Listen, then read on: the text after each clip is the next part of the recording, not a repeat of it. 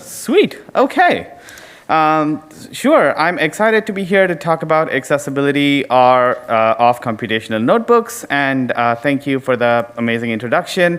I am graduating soon. Excited about that. I make programming tools accessible. I love making programming tools accessible. So any question about this, I'm always happy to chat. And I'm super, super open to collaborations. And if we have overlapping interests at any time.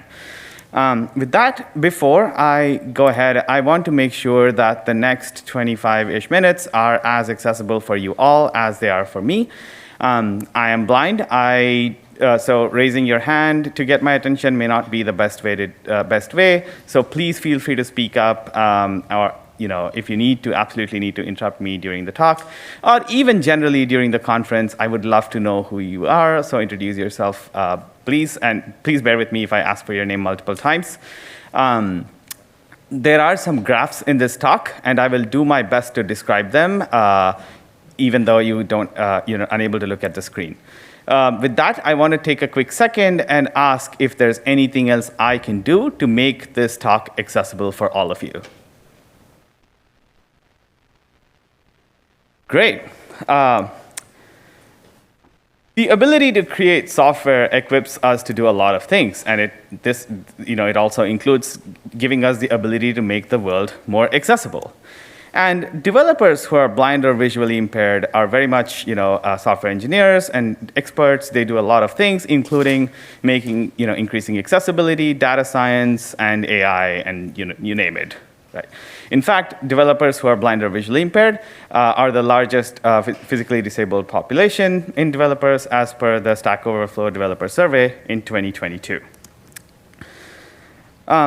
People who are blind or visually impaired use computers with accessibility technology called screen readers. There are many accessibility technologies, but I'm focusing on screen readers today.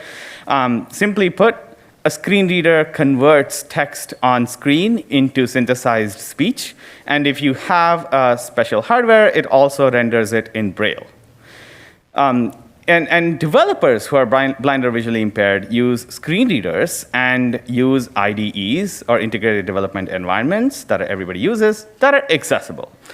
As an example, Microsoft's Visual Studio and Visual Studio Code have been some of the more accessible programming tools for myself and for many other blind or visually impaired developers.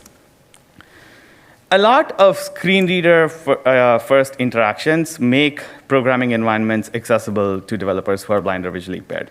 Here on screen, I have some of these examples. There is a screenshot showing a feature from a plugin that I had a chance to contribute, which provides an accessible tree view of the entire summary of the code file. Abstract syntax trees have been used in the past to make code navigation accessible. There have been efforts to make block-based programming accessible to screen reader users. And some research has also shown that challenges exist in getting information about how to do a particular task, that not necessarily has to do with a programming tool.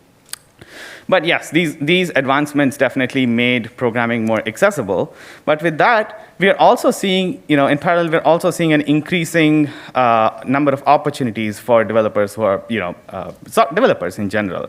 For example, the employment of data scientists is projected to grow about 35% in the next 10 years, which is more than any other field. So we also need to make sure that this growth includes developers who are blind or visually impaired in them.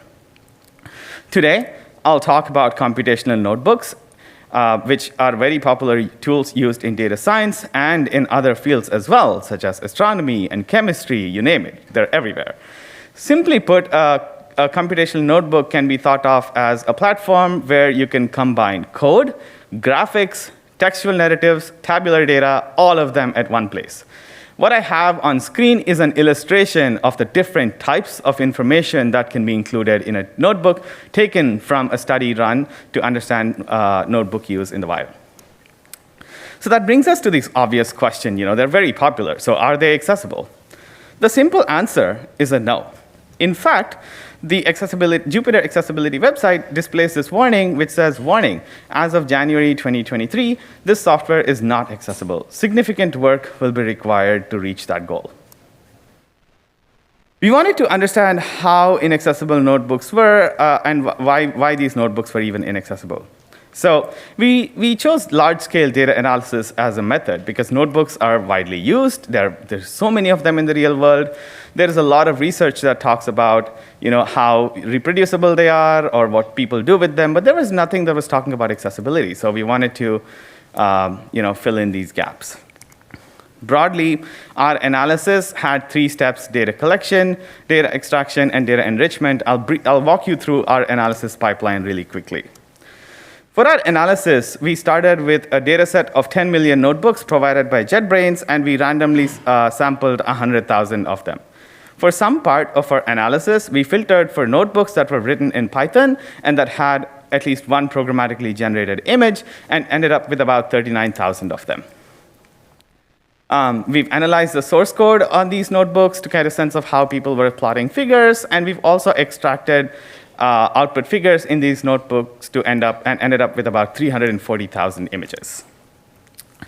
For the next phase of our analysis, we've again started with this 100K notebooks that we've chosen randomly. We've applied popular themes that we've found out in the world and exported notebooks to HTML because that's a very popular way of sharing these notebooks, and ran like 2 accessibility scanners on these HTML versions, and ended up with about 239 million errors, warnings, and notices on about 590,000 versions of these notebooks. We've extracted information about headings and tables, which are very important for screen readability, and we've also performed manual screen reader testing on a subset of notebooks to get a sense of some accessibility issues that cannot be automatically captured. We've classified the 340,000 images that figures or images that we extracted using machine learning-based approaches, and identified 28 figure types. Broadly, we found that accessibility issues occurred from the tools and infrastructures we use to create and share notebooks, and how we author these notebooks. I'll walk us through some of our findings in the interest of time, but I will point you to a resource where you could maybe read up on our entire analysis as well. Figures in notebooks continue to be inaccessible, and the reason why I say this is driven by data, of course. I have a graph here where on the x-axis we have the number of images, and on the y-axis that shows the distribution of percentile distribution of the number of notebooks that may contain those many number of images. And green line shows the distribution for all notebooks, and the pink line shows for this distribution for notebooks that may contain at least one image. We found that of the notebooks that contain images, 50% of notebooks contained at least 4 of them, shown by the red box highlighting this finding. And 1% of notebooks contain over 100 images, again shown on screen by the red box at the top right part of the screen. Alternative texts are ways often used to describe images. If you're writing an HTML page, you say alt equal to when you include an image. However, sadly, none of the notebooks had any useful alternative texts. What you are seeing on screen is a word cloud of alt texts that we could extract from these notebooks, and clearly, Open and Collab, image, are not telling us anything about the content in these notebooks. Well, we wanted to dig a little deeper into why this was the case. So we looked at popular libraries that Python notebook creators were using to create these notebooks, to create these graphics. We found, on the x-axis here, you have the number of imports, and on the y-axis, you have the number of, the top 10 libraries that were imported. And Matplotlib, Seaborn, and Pandas were popular libraries that were being used, and they do not support the inclusion of alternative texts. We wanted to try and fix it, and we tried. So Matplotlib has a lot of different backends to kind of render images and save them and such. So we tried to fix the PNG backend for Matplotlib because PNG was a very popular format used as per our data. So PNG files support EXIF data, and there is a byte offset of 0x01, 0E, or 270 byte offset, which is stored for image descriptions.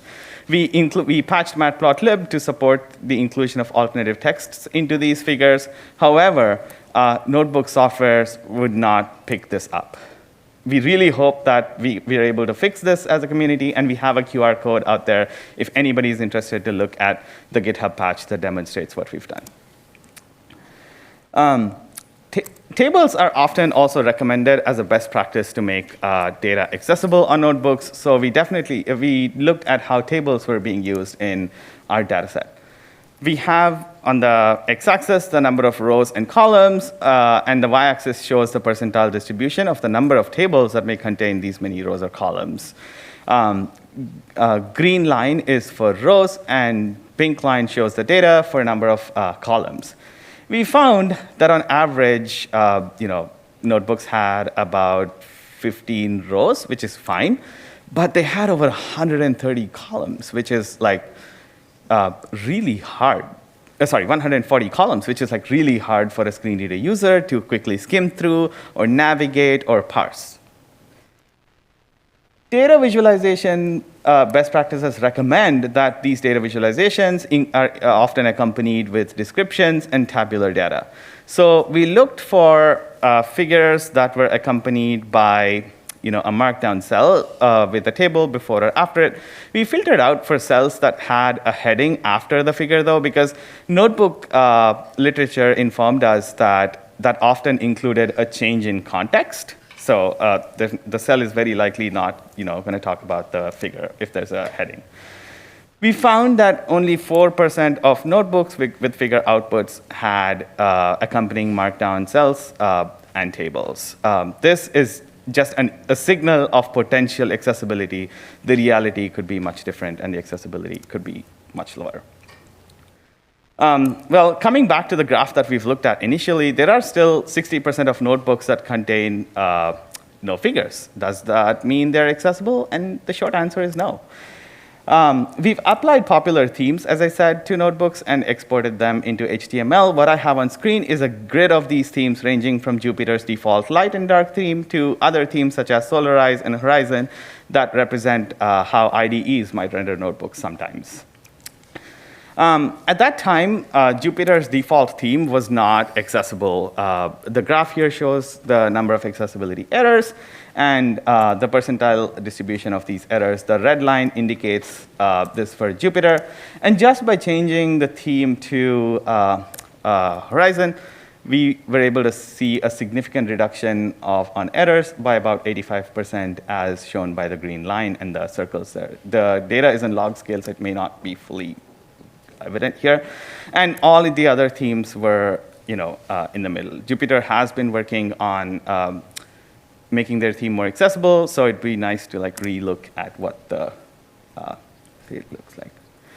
As I said, we did some screen reader testing. So what we did is we've categorized notebooks by size, picked a random set of them, and tried to use single key navigation shortcuts by screen readers. So screen reader users often use H to jump through headings, G to go through graphics, and T to skim through tables.